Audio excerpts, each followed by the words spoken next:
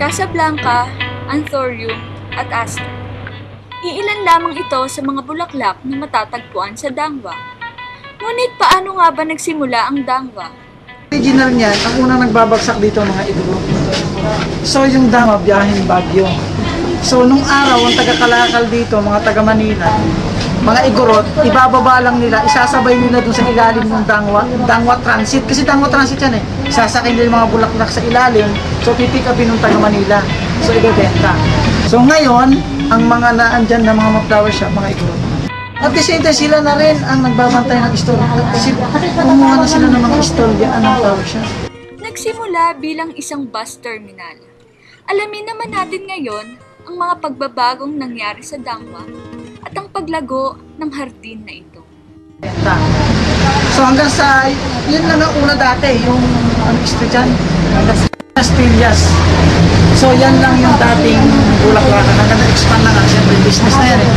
Lumago na yung mga bulaklak, tapos sumulpot na yung mga imported na yan. Lilium, Anthurium, Casablanca, hanggang naging center na ito.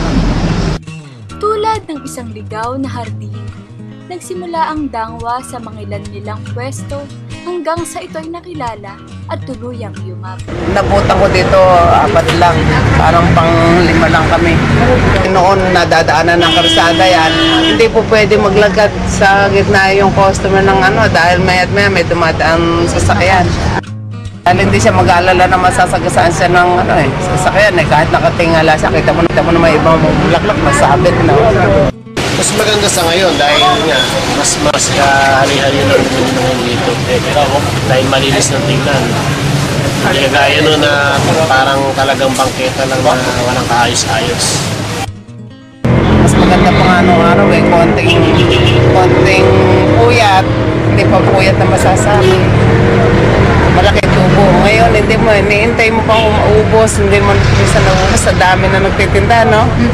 Noong 2003, pinaganda ni Lito Atienza ang Dangwa dahil sa malawakang pagtangkilik ng mga mamimili. Nagtayo siya ng mga maaayos na stalls na maaaring upahan ng mga tindero. Inuupahan lang ginamit to. Kagaya nga to, itong sa shop namin, umuupa lang kami sa City Hall. Ay namang ibang pwesto, kung mga may rights yung tinatapatan nila, bumabayad pa sila ng goodwill. Kung ang goodwill, hihingan ka ng tatapatan mong pwesto ng 100,000. Pero pa yung upang monthly na conforme sa gusto nilang presyo. Bukod pa doon, mga doble-doble o salin-salin na yung stall na yun. Kung bumabayad din sila sa City Hall. Kaya binabayaran nila 2. Dumarating ang mga karaniwang bulaklak gaya ng Malaysian Mums, Roses at Angel's Breath tuwing Lunes hanggang Biyernes. Ngunit ang pinakamaraming delivery ay Huwebes. Ito ay nanggagaling sa Baguio, Los Baños, Tagaytay at Davao. Ang mga imported na bulaklak naman ay nagmumula sa Holland at dumadaan pa ito sa customs. Consignment ang kalakarang nagaganap sa pagitan ng dealer at tindero sa Dangwa. Nagaganap ang bayaran sa susunod na delivery. Kaya naman napakahalaga ang tiwala para sa mga taga-Dangwa. Pagdating ng mga bulaklak, ang unang kailangan gawin ay ang paglilinis nito. Tinatanggal ang mga tuyot na petals at ang mga dilaw na dahon. Matapos nito, dinodosena ang mga bulaklak at pinaplastik na. Pagkatapos, ilalagay na sa timbang may tubig na magkakasama ang pare-parehong variety. Araw-araw ay pinuputulan ng pahilis na 1 inch ang mga tangkay para siguradong masipsip ng bulaklak ang tubig at hindi matuyot. Hindi naman gaanong mapapansin ang pag-ikli sapagkat long stem ang mga bulaklak na ito.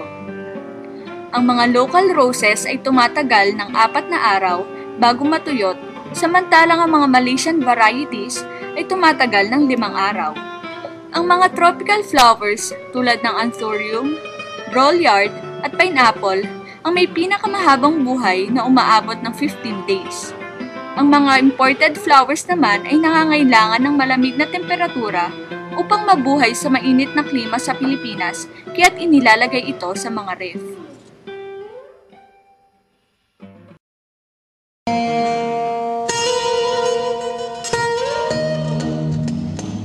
Tanyag din ng Dangwa hindi lamang sa bagsak presyong bulaklak, ngunit pati na rin sa mga flower arrangement na matatagpuan dito.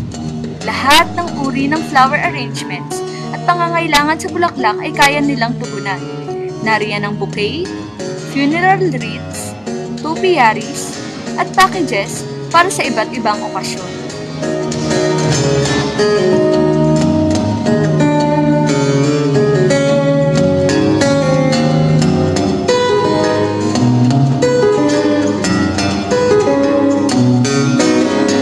Ang kaakit-akit na mga arrangements ay di pinag-aaralan sa isang eskwelahan. Ang galing ng mga nag-a-arrange ay mula lamang sa kanilang experience o ika nga nila sa Dangwa University. Lingid sa ating kaalaman, bihira ang mga babaeng nag-a-arrange. Sabi ng mga kalalakihan, Ang ina-arrange lang ng babae, buhok at saka kuko. matapos ang lahat ng pag-aayos, handa na ang mga bulaklak para ibenta. Ngunit saan nga ba ginagamit ang mga bulaklak? Po kanino yan, sir? Saksi ang mga bulaklak sa pagpapropose ng kasal. Hanggang sa mismong kasal, ang bulaklak ay nananatiling pangunahing feature ng okasyon. Ang bride ay hindi bride kung walang bouquet. Ganon din, mabisa ding pampagaan ng damdamin ng bulaklak. Kaya naman karaniwan itong binibigay sa mga nasa ospital tulad ng bagong panganak. Bahagi rin ng pagdadalaga ng isang babae ang bulaklak. Kaya nga, mayroong 18 roses sa mga debut. Siyempre, isa sa pinakapopular na silbi ng mga bulaklak ay pagsuyo sa ating mga iniirog. Pero, pwede rin itong panghampas. At maging sa ating huling hantungan, nasa piling pa rin natin ang mga bulaklak. Sa madaling salita, mula sa pagkasilang hanggang sa kabilang buhay, mula sa kaligayahan hanggang kalungkutan, nariyan ang bulaklak. Don't say it with words, say it with flowers.